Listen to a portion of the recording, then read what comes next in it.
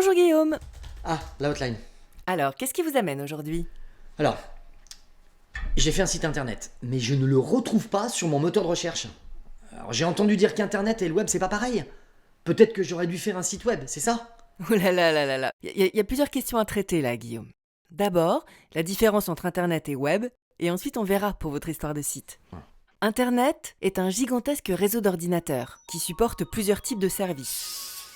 Le courrier électronique, l'échange de fichiers par FTP, le streaming et le web. Le web, lui, est un ensemble d'informations constitué par des milliards de documents reliés les uns aux autres. Donc le web, c'est un réseau d'informations, et Internet, c'est le réseau informatique qui permet de les transporter. Un site, c'est quoi? C'est un ensemble de pages contenant de l'information. Par conséquent, on devrait parler de site web. Site Internet, en fait, c'est un abus de langage. Oui, là je comprends, c'est logique d'appeler ça un site web. Mais vous parlez de milliards de documents reliés entre eux. Mais ils sont reliés comment? Ils sont reliés par le principe de l'hypertexte. C'est hyper important l'hypertexte, c'est le fondement du web. Et en même temps, c'est tout simple, c'est du texte qui contient des liens vers d'autres textes. Ok, mais concrètement, ils sont où les documents du web? Mon site, il est où?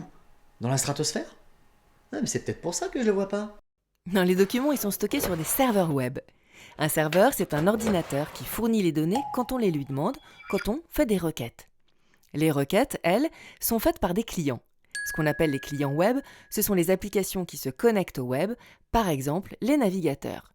Les clients et les serveurs communiquent sur le web selon le protocole HTTP. On va prendre un exemple concret, ça sera plus parlant. Vous cherchez des informations sur le pigeon, par exemple. Vous allez dans un navigateur. La fonction principale d'un navigateur est de permettre la consultation d'informations sur le web. Il y en a plusieurs. Les plus populaires en France sont Chrome, Safari, Firefox.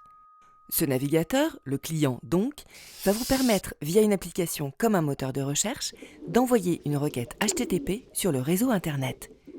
En retour, les serveurs du moteur de recherche renvoient des réponses sous la forme d'URL, qui sont des adresses qui contiennent les pages web. Lorsqu'on clique sur une URL, le navigateur envoie une requête au serveur à cette adresse, reçoit le contenu de la page web et l'interprète. Chaque page reçue contient du code HTML qui décrit la structure et le contenu du document et éventuellement du code CSS qui sert à mettre en forme ce code HTML. On appelle ça la feuille de style. Mais c'est le navigateur qui fait le travail d'interpréter HTML plus CSS en une jolie page web lisible par l'internaute. Voilà, vous pouvez consulter le contenu qui correspond à votre recherche. Et dans cette jolie page, il peut y avoir des liens hypertextes qui vont vous permettre d'accéder à d'autres pages et ainsi de suite. Ok, j'ai compris le principe, merci. Mais pourquoi je ne vois pas mon site? Peut-être parce que la mise en ligne est très récente. Il faut un peu de temps pour que l'information remonte au moteur de recherche. Le temps que son robot tombe sur la page en explorant ou crawlant le web et l'enregistre dans son index en fonction de son contenu et de ses métadonnées. Je l'ai mis en ligne il y a au moins 3 semaines maintenant. Bizarre. À ce propos, je me suis toujours demandé comment les moteurs de recherche classaient les résultats.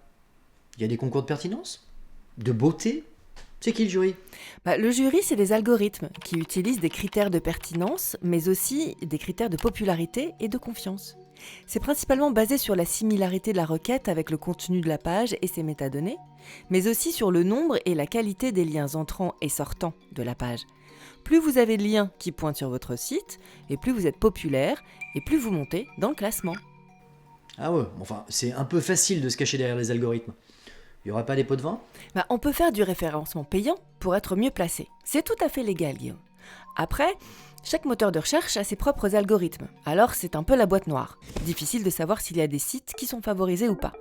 Ce qu'il y a de sûr, c'est que les résultats sont différents entre chaque moteur de recherche. Mais vous avez raison, les algorithmes sont écrits par des gens et donc ils peuvent influencer les résultats. D'ailleurs, on devrait pouvoir savoir comment ils fonctionnent. Voilà. Un peu comme on écrit les ingrédients sur les pots de yaourt pour pouvoir faire son choix en consommateur éclairé. Mais certains moteurs de recherche, comme Quant, ne conservent pas les données de leurs utilisateurs. Vous pouvez déjà privilégier ce genre de moteur de recherche. Ah, effectivement, je les ai pas tous essayés.